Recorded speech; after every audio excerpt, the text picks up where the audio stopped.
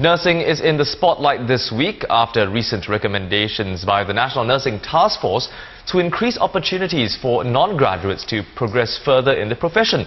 After all, it's a skills-based profession where not everything can be learnt from a textbook. Other job essentials that are often cited: a passion for caring for patients and the ability to deal with unexpected change. Sarah Gross with this report.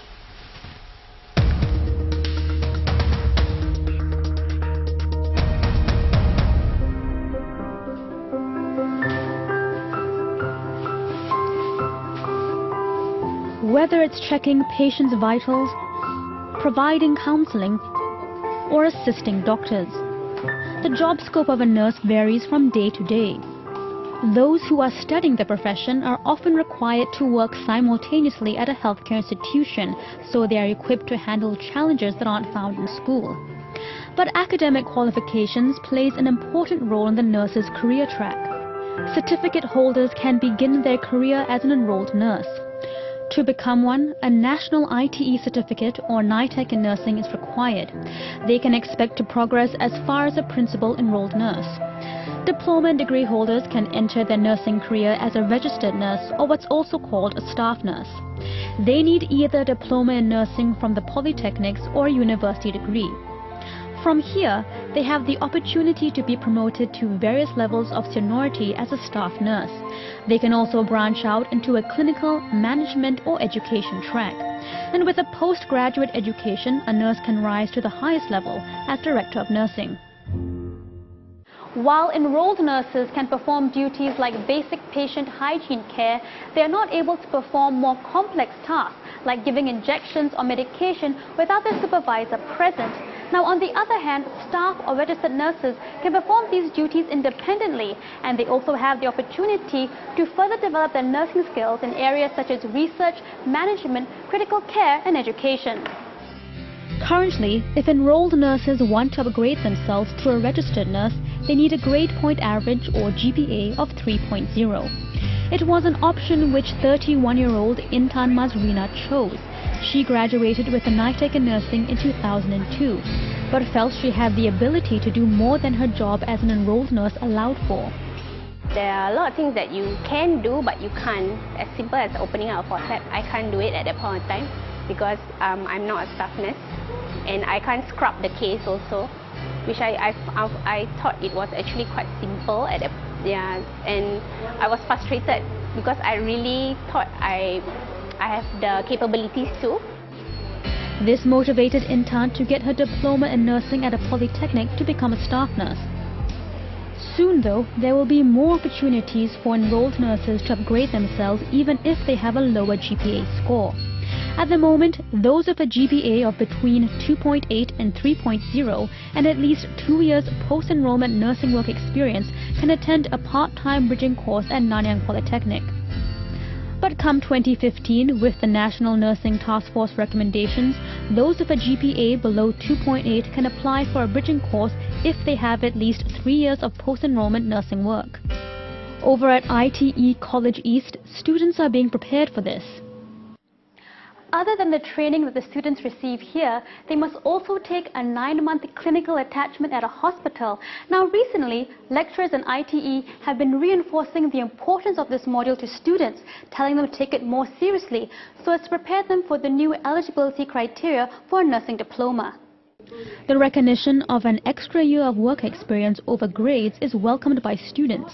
It's more important to have these 3 years of working, so I'll be able to know in the hospital setting, get myself used to the hospital. To me, paper qualification is not that important because in the hospital we need much more of experience because we are working much more hands-on. 25-year-old Nur Afra Yazid is looking forward to this new eligibility criteria, having graduated with a NITEC in nursing in 2008. Since then, she has been working as an enrolled nurse in CGH.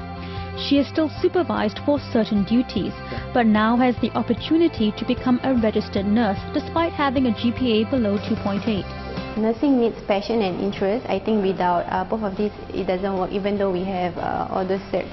And I believe that we need to deliver the best patient care with passion and empathy. At the same time, other recommendations by the task force give more autonomy to experienced nurses, such as prescribing medication and delegating simple nursing tasks to ward assistants so that nurses are freed up to take on expanded roles. 56-year-old Ong Siu-Yet believes the recommendations would have accelerated her career as a nurse. She began as an enrolled nurse in 1977, as her O-level results weren't good enough for her to start off as a registered nurse. So she went back to school to upgrade herself several times. Nearly 40 years later, she is now an assistant director of nursing at Changi General Hospital, with a nursing degree and master's degree under her belt. But she believes her career rise could have been cut short by some 20 years if there were more opportunities for non-graduates. If during my time these recommendations was being introduced, then I will progress faster. With this National Nursing Taskforce recommendations, there is a shorter time for the nurses to rise in their professions. At the same time, it provides multiple roles and progressions for the different groups of nurses. In addition to paper qualifications, knowing how to cope with the difficult situations on the ground is what those in the industry say is needed. When I was a very junior nurse, I can still remember very clearly when I was working in A&E department, when I was a young patient who passed away. I'm not able to control my emotional, and I cry along with them. This will affect my job as a carer to the patients and their relatives. But while communication skills need to be honed, not all believe that years of experience alone can help in their career progression. Tan Tock Seng Hospital's Deputy Director of Nursing says she's been seeing a trend of enrolled nurses wanting to get a degree in nursing. She believes it's the paper qualifications which make a nurse a safer practitioner. At the degree level, for example, they teach you on how to apply critical thinking skill, in your day-to-day decision making for your patients. Nursing is a very skill-based profession, but skill-based itself would never carry us far. And also we have to think about the benefit of the patient safety and so on. But Ms. Phua says this doesn't mean non-graduates are at a disadvantage. Rather, she says the hospital environment encourages young nurses to go for in-house training programs or even to study overseas. So whether they rely on theoretical or practical experience, those in the nursing profession agree that it is for the patient's benefit to improve their expertise through continuous upgrading.